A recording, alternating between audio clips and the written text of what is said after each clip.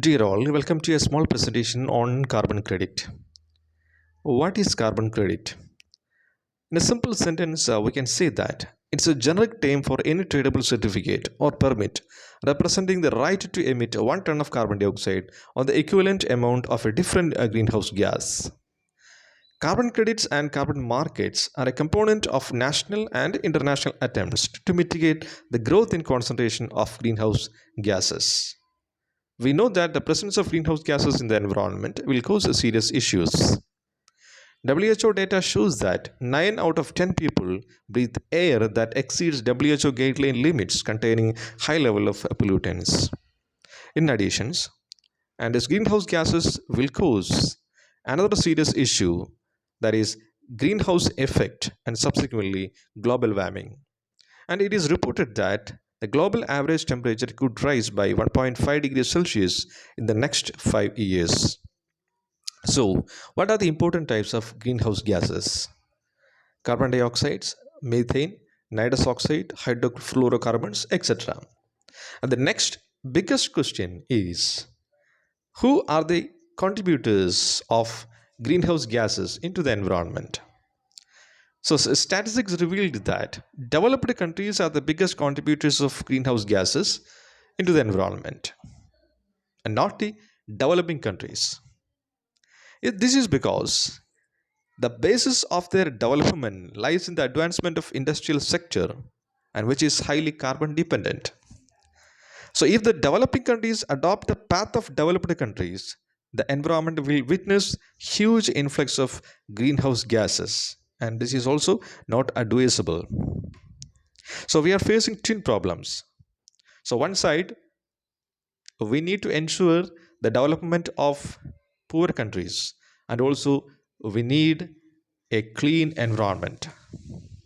So in this juncture we require an efficient system to monitor the greenhouse gas emission reduction in a time bound manner and that will result at Kyoto Protocol. So what is Kyoto Protocol? United Nations Framework Conventions on Climatic Change initiated to reduce the greenhouse gas emissions and that results Kyoto Protocol. The Kyoto Protocol was adopted on 11th December 1997 but is entered into force on 16th February 2005. So what is the objective of this Kyoto Protocol? The prime objective of this Kyoto Protocol is nothing but the reduction of greenhouse gas emission. An objective of the Kyoto Protocol was to enable developed nations which had profited from economic development based upon high carbon GDPs to economically assist the growing economies of developing nations impacted by carbon emission constraints and heavily indebted to foreign creditors. And as per the provision of Kyoto Protocols, member nations agreed on the emission reduction commitment based on the year 1990. And each country possesses an allowable levels of emission is known as AAU, that is assigned amount units.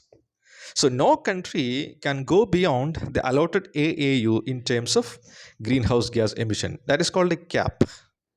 And what is AAU? It is the allowance to emit 1 ton of carbon dioxide or equivalent.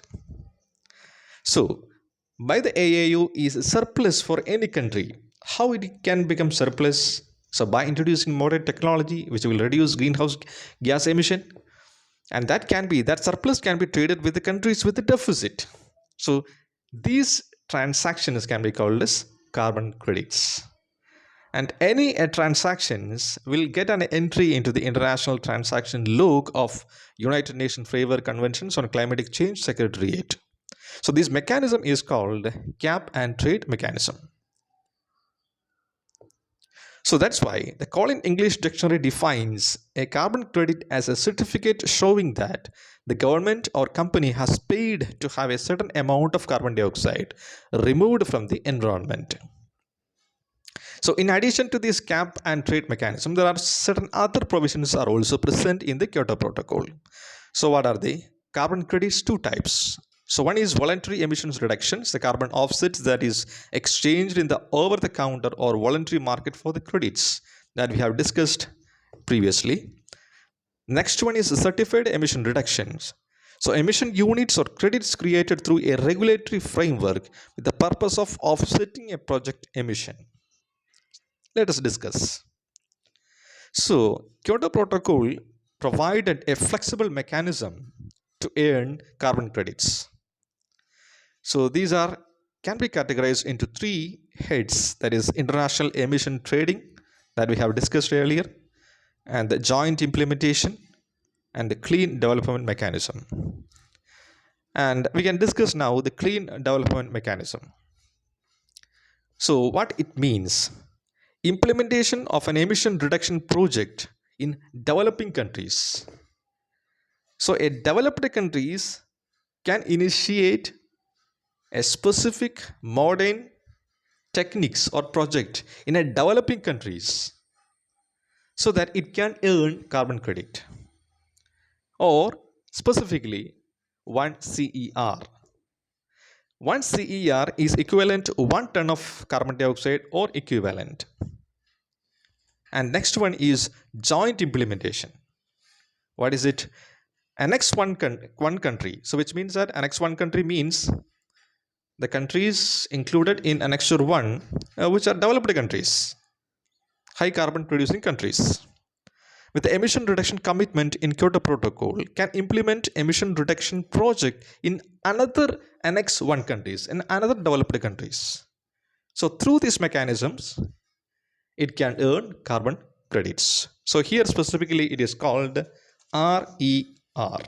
Sorry, ERU. That is emission reduction units. Thank you.